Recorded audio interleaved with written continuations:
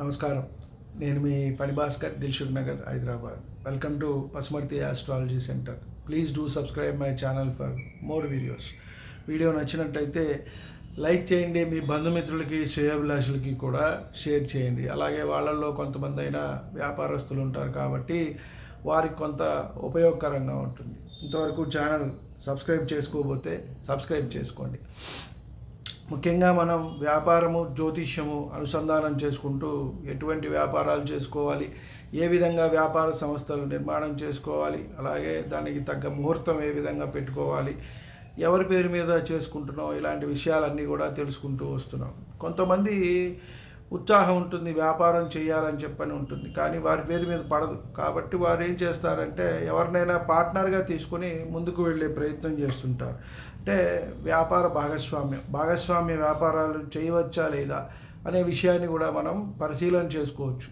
కొంతమందికి లేదు, వాళ్ళకి 4-5 బిజినెస్లు 5-6 ఉంటాయి, సరే ఇంకోటి కూడా చేయాలి, అది కూడా బాగుంది లాభంగా అంటే ఎవరినైనా సరే పెట్టి వాళ్ళు వ్యాపారం చేస్తూ ఉంటారు. కాబట్టి ఇటువంటి నిర్ణయాలు తీసుకోవాలన్నా కూడా మనం 1-2 సార్లు పరీక్ష చేసుకుని ఎవరిని పార్ట్నర్గా పెట్టుకుంటే బాగుంటుంది, మనం ఎలా ముందుకు వెళ్తే బాగుంటుంది అనే విషయాన్ని మనం పరిశీలన చేసుకుని ముందుకు వెళ్ళినట్టయితే మనకి మంచి జరుగుతుంది. కాబట్టి మనతో పాటుగా మనం ప్రారంభం చేసాము, ఇంకోటి ఏదో సైడ్ సిస్టమ్ కన్సర్న్గా పెట్టుకుందాం అనుకున్నాం చిన్నది. దాంతోపాటు ఎవరిని మనం జాయిన్ చేసుకుంటున్నాము అనే విషయాన్ని కూడా పరిశీలన చేయాలి. వారి జన్మ జాతకం లేనట్టయితే నామనక్షత్రం ప్రకారం కూడా పరిశీలన చేసుకుని ఒకసారి వారిని మనం పార్ట్నర్గా చేర్చుకోవాలి. అంటే కేవలం వాళ్ళు వర్కింగ్ పార్ట్నర్గానే మనం పెట్టుకోవాలి. వాళ్ళని మళ్ళీ ఫండింగ్ పెట్టుకుని వాళ్ళని మనం చేర్చుకున్నాం అనుకోండి భాగస్వామిగా, ఇబ్బంది పడతాం. కాబట్టి వాళ్ళు వర్కింగ్ పార్ట్నర్స్ అంటే మీరు డబ్బులు ఇస్తారు, లేదా శాలరీ ఇస్తారు, లేదా వాళ్ళకి ఏదైనా షేర్ ఇస్తారు, అది మీ ఇష్టం, మీరు మాట్లాడుకున్న దాన్ని బట్టి ఉంటుంది. వాళ్ళు మటుకు ఇన్వెస్ట్ చేయడానికైతే మీ దాంట్లో వీలు పడదు. కేవలం వాళ్ళు వర్కింగ్ పార్ట్నర్స్గా మాత్రమే ఉండటానికి అవకాశం ఉంటుంది. అలాంటి వారికి మనం ఎటువంటి దోషాలు, ఎటువంటి జాగ్రత్తలు తీసుకోవాలి వాళ్ళ చార్ట్ చూసేటప్పుడు అంటే ముఖ్యంగా శుక్ర, శని, రాహుకేతు దోషాలు అనేవి ఉండకూడదు. ఎందువల్ల అంటే రాహుకేతు దోషాలు ఉన్నట్టయితే మనకి ఇవి పూర్వీకుల నుంచి వస్తాయి కాబట్టి, పితృదోషాలు అనేవి ఉంటాయి కాబట్టి వాళ్ళని మనం చేర్చుకున్నట్టయితే మనకి అభివృద్ధి అనేది ఉండదు. కాబట్టి ముఖ్యంగా చాలా పరిశీలన చేసుకొని మనం చేర్చుకోవాలి. అలాగే శుక్రుడు వ్యాపారానికి కారకత్తుడు, అలాగే కష్టపడటానికి శని కారకుడు, బుధుడు, ఇట్లా అన్ని గ్రహాలు మనకి కారకత్వం వహిస్తాయి. కాబట్టి ముఖ్యంగా ఆయా పరిశీలన చేసుకొని మనం ముందుకు వెళ్ళటం అనేది ముఖ్యం.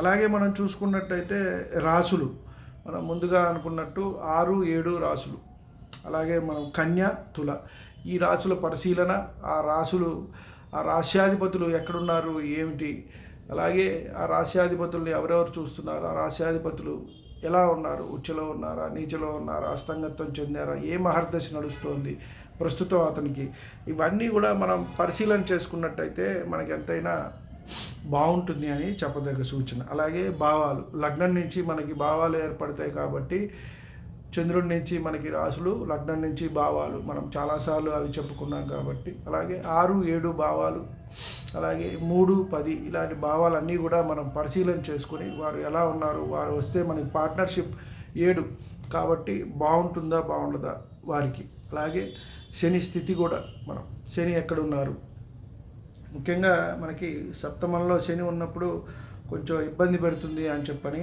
అంటారు. కాబట్టి అటువంటివన్నీ కూడా లేకుండా పరిశీలన చేసుకుని 1-2 సార్లు మనం చూపించుకుని నమ్మకమైన వారి దగ్గర, మనకి తెలిసిన వారి దగ్గర చూపించుకుని ముందుకు వెళ్ళటం అనేది చెప్పదగ్గ సూచన. లేనప్పుడు మనం 100,000 కాదయ్యే లక్షల్లో వ్యాపారం చేస్తూ ఉంటారు, కొంతమంది కోట్లలో వ్యాపారం చేస్తూ ఉంటారు. కాబట్టి వారికి ఇబ్బంది కలిగిందనుకోండి, ఒకసారిగా మనం మళ్ళీ కింద పడిపోతే లేవటానికి చాలా ఇబ్బందిగా ఉంటుంది. కాబట్టి వీటన్నిటిని కూడా పరిశీలన చేసుకోవాలి. అలాగే ఆత్మకారకుడైన రవి ఎలా ఉన్నాడు, చంద్రుడు ఎలా ఉన్నాడు, మనం చంద్రుడి నుంచి రాశి బలం చూస్తాం కదా, అలాగే చంద్రుడు ఎలా ఉన్నాడు మనఃకారకుడు, ఇవన్నీ కూడా పరిశీలన చేసుకుని, అలాగే ముఖ్యంగా మనం వ్యాపారానికి కారకుడైన బుధుడు, ఆయన్ని కూడా పరిశీలన చేసుకుని ఇవన్నీ కూడా 1-2 సార్లు పరీక్షించుకొని వీళ్ళ చార్టు వాళ్ళ చార్టు ఓకే పర్వాలేదు, వీరి వల్ల నష్టమైతే రాదు, లాభాలు వచ్చి నెత్తిన పడకపోయినా వీరి వల్ల నష్టమైతే రాదు, పర్వాలేదు, వాడిని కొంత పనికి పెట్టుకుంటే వాడు బతుకుతాడు, మనకి ఉపయోగకరంగా ఉంటాడు అని అనుకునే వాళ్ళని, కాస్త నమ్మకస్తుడిని, మనకి తెలిసిన వాళ్ళని మనం